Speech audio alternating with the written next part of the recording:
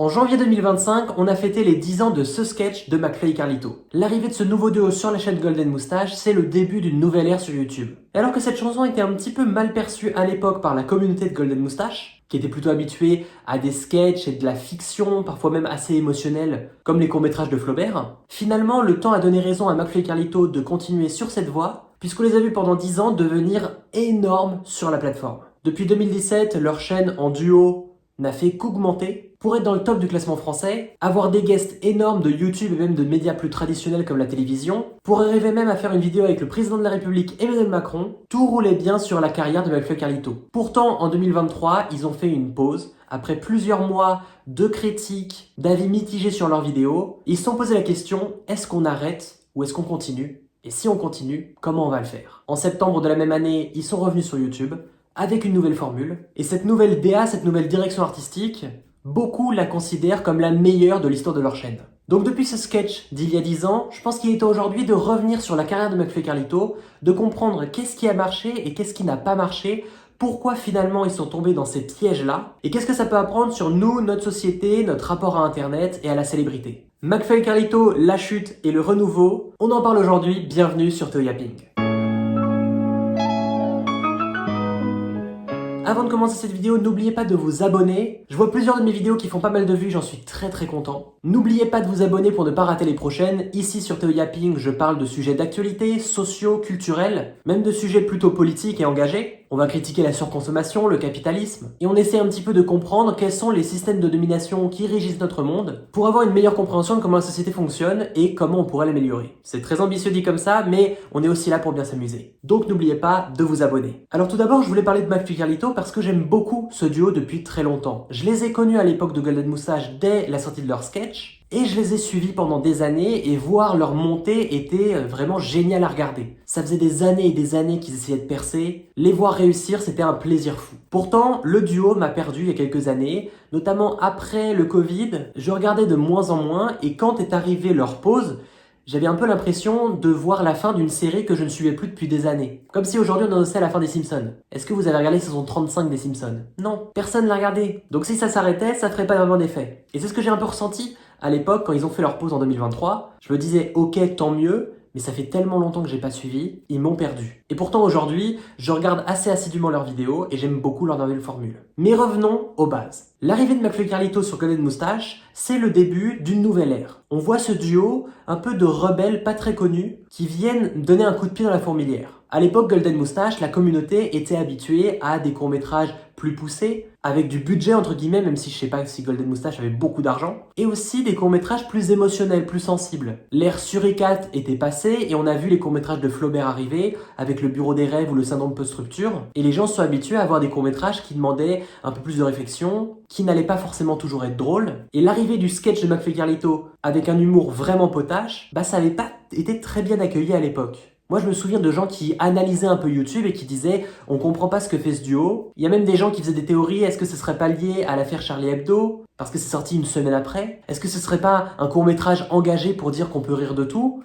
Alors qu'en réalité, aujourd'hui, on sait que c'est juste un sketch marrant pour s'amuser. McFly et Carlito, leur arrivée sur Golden Moustache, ça montre un peu la fin des sketchs du web comme on les avait connus. Des courts-métrages construits comme des films de cinéma, on en voit aujourd'hui très peu. La fiction n'a plus beaucoup de place sur YouTube. Et j'ai l'impression qu'ils l'avaient compris à l'époque parce que ce qu'ils proposaient sur Golden Moustache, c'était des formats qui, encore aujourd'hui, pourraient fonctionner. Il y avait des musiques marrantes, il y avait des pranks, avec toute la série de Les Marseillais ont-ils un cœur, Les Suisses ont-ils un cœur, où ils faisaient semblant de se cogner dans la rue et de voir si les gens allaient les aider. Ça ressemble plus au format de YouTube d'aujourd'hui que du YouTube fiction de l'époque. McFly et Carlito, ils ont aussi amené une évolution du personnage de l'adolescent. Adolescent, c'est un mot qu'on n'utilise plus trop, mais je me souviens à l'époque, en 2011, 2012 et même un peu après, c'était un mot qu'on utilisait un peu pour parler des geeks, parler des gens qui étaient sur Internet. C'était l'idée d'un adulte qui se comportait comme un ado. Et un exemple qu'on a, c'est le personnage de Bref. C'est un gars qui a la trentaine, qui a un boulot, mais il sait pas trop ce qu'il fait de sa vie, il est perdu, il vit seul, ou alors en coloc avec ses potes, il sait pas vraiment draguer. Bref, c'est un peu comme un ado, sauf qu'il a 30 ans. Et ce personnage-là de l'adolescent, on l'a vu dans les sketchs web, on l'a vu dans les fictions,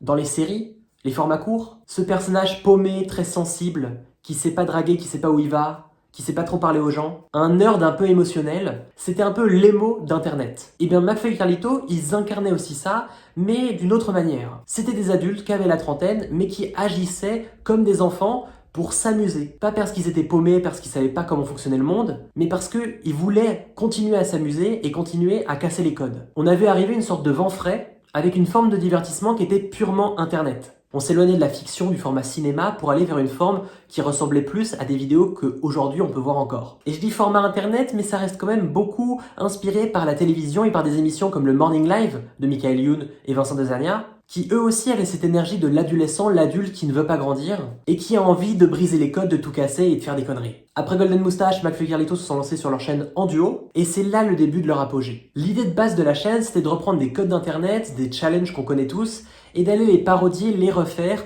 pour s'en moquer, montrer parfois la futilité de ces challenges, avec même parfois un petit peu de sarcasme. Et ça, c'est quelque chose qui aurait pu être très risqué. Des gars qui venaient au départ de la radio puis de la télé, qui viennent se moquer un peu d'internet, ça aurait pu très mal passer et complètement s'effondrer dès le début. Sauf qu'ils ont été quand même très bien entourés. Très vite, ils ont fait partie de Webedia, donc ils étaient en agence, ils avaient un studio, et ils ont été accompagnés de plein de youtubeurs qu'ils connaissaient bien, qui sont venus leur donner cette légitimité et les valider auprès de leur audience. Très vite, on a vu un format qui est devenu hégémonique, qu'on a vu partout sur leur chaîne et sur même d'autres chaînes, le Fit and Fun. L'idée, c'était d'avoir des guests, des collabs avec souvent des gens connus ou des youtubeurs, ramener différentes communautés sur leur chaîne de cette manière, et être dans le fun absolu, dans le chaos et l'incertitude. L'idée, c'était de jouer avec le chaos, de voir un petit peu jusqu'où on était capable d'aller, jusqu'où un format qu'on avait inventé, un cadre qu'on avait posé, était capable de dépasser les codes. Et quand on regardait McFly et Carlito à l'époque, on avait l'impression de suivre une grande quête.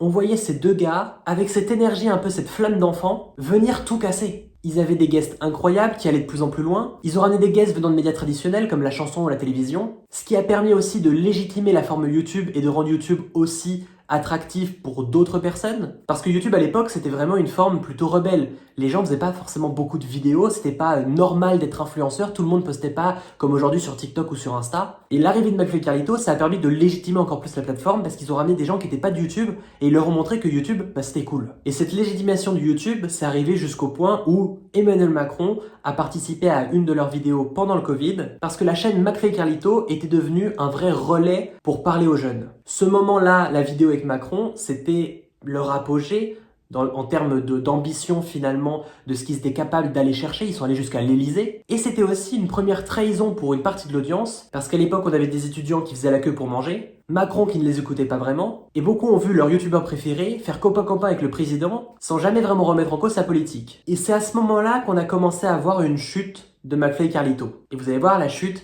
est assez longue. Le problème principal auquel on fait face McFly et Carlito, c'est qu'à la base, ils étaient des rebelles et qui sont devenus une autorité. Quand on suivait leurs pranks ou leurs canulars, c'était marrant parce que ces gars-là venaient un peu de nulle part, on les connaissait pas, et ils osaient faire des choses que personne n'avait osé faire. Quand ils faisaient semblant de se frapper contre des panneaux dans la rue, on trouvait ça super marrant de voir les réactions des gens, parce qu'ils amenaient du chaos dans les vies ordinaires. Il y avait ce sentiment authentique parce qu'on avait l'impression que ces gens-là étaient comme nous. Sauf qu'aujourd'hui, c'est impossible pour eux de faire la même chose. Parce que quand on finit par faire une vidéo avec le président, tout le monde nous connaît plus ou moins. Ils peuvent plus sortir dans la rue faire un prank. S'ils organisent quelque chose, forcément ça sera mis en scène. Parce qu'aujourd'hui ils sont une autorité, ils peuvent plus se permettre de faire tout ce qu'ils veulent. Ils sont regardés par tout le monde de la télé, la radio, les politiciens. Et tout le monde va donner son avis et va juger tous leurs faits et gestes. Et ce problème-là du rebelle devenu autorité, c'est un truc qu'on a vu aussi dans le rock ou le rap. Le rock à la base on disait que c'était sponsorisé par Satan.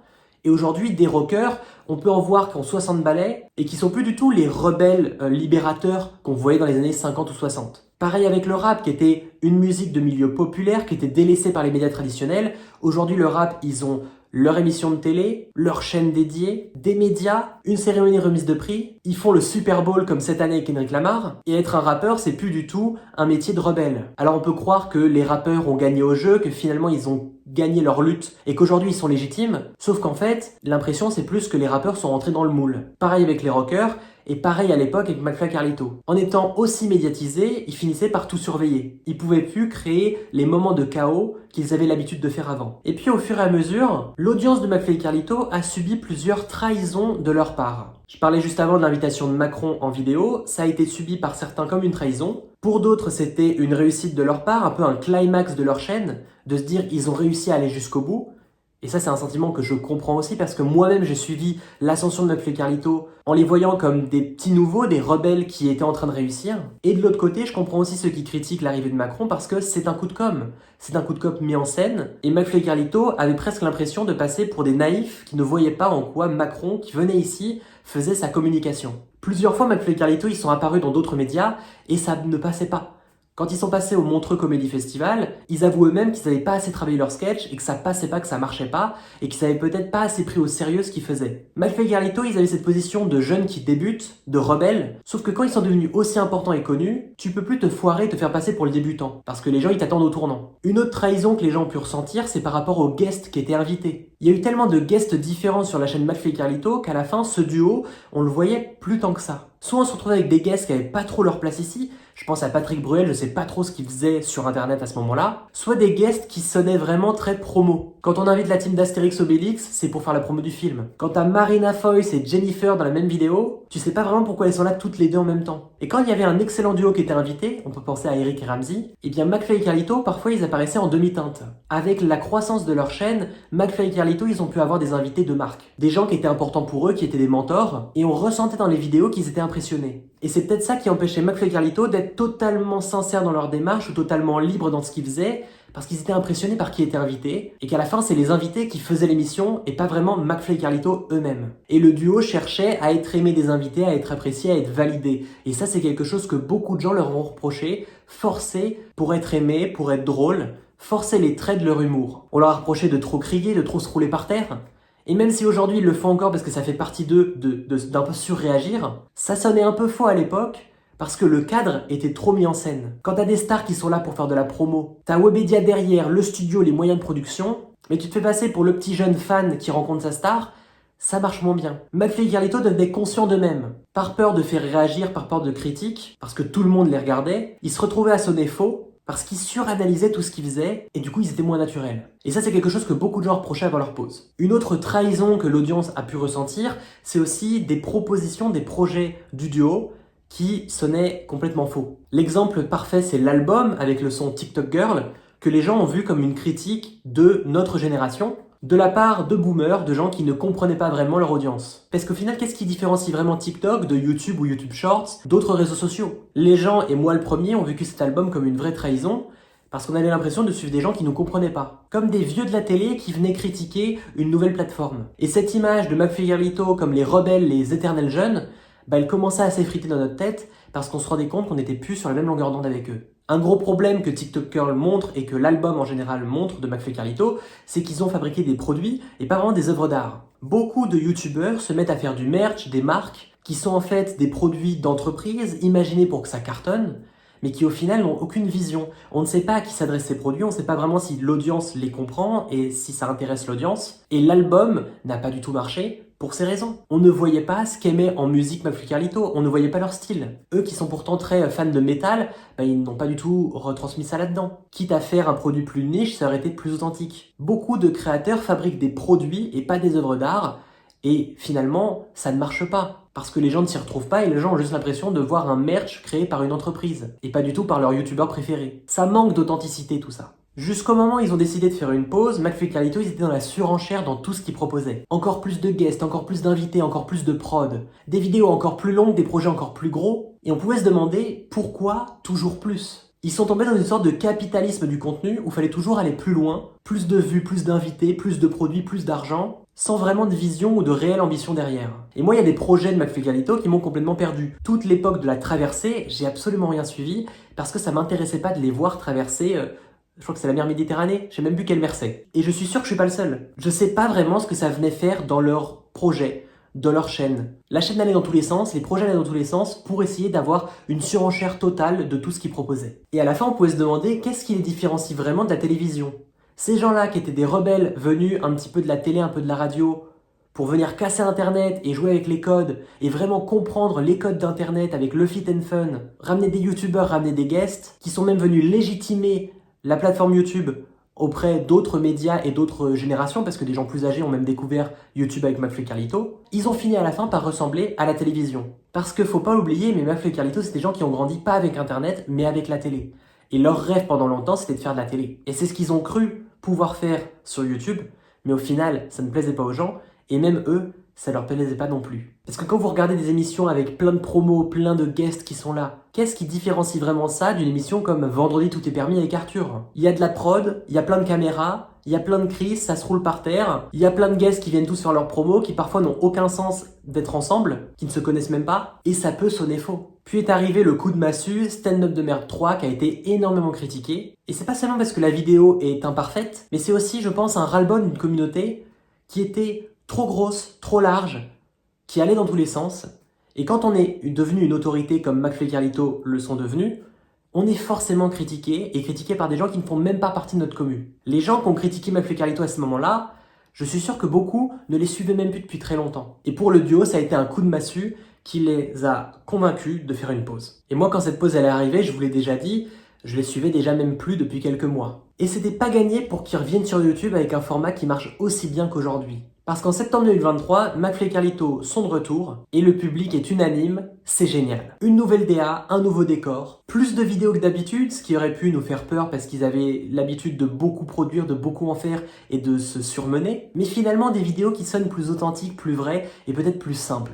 Ce qu'on découvre avec la nouvelle direction artistique de McFly et Carlito à ce moment-là, c'est d'abord ce nouveau décor où on voit l'équipe technique apparaître, qui est mise à égalité avec les invités et le duo. Tout le monde est assis, on est plus posé, plus sage, et on voit un duo qui approche de la quarantaine et qui sait qu'il approche de la quarantaine. Ils essayent plus de faire semblant d'être jeunes, de faire semblant d'être immatures ou d'être naïfs. Ils sont plus sages, et même s'ils arrivent toujours à garder leur âme d'enfant, on sent que c'est vrai, que c'est naturel, qu'ils essayent pas de faire semblant. Une de leurs meilleures vidéos, c'est celle avec leurs enfants, où on sent vraiment des pères de famille qui sont adorables. Et c'est une partie de McFly et Carlito qu'on voyait peut-être pas assez avant.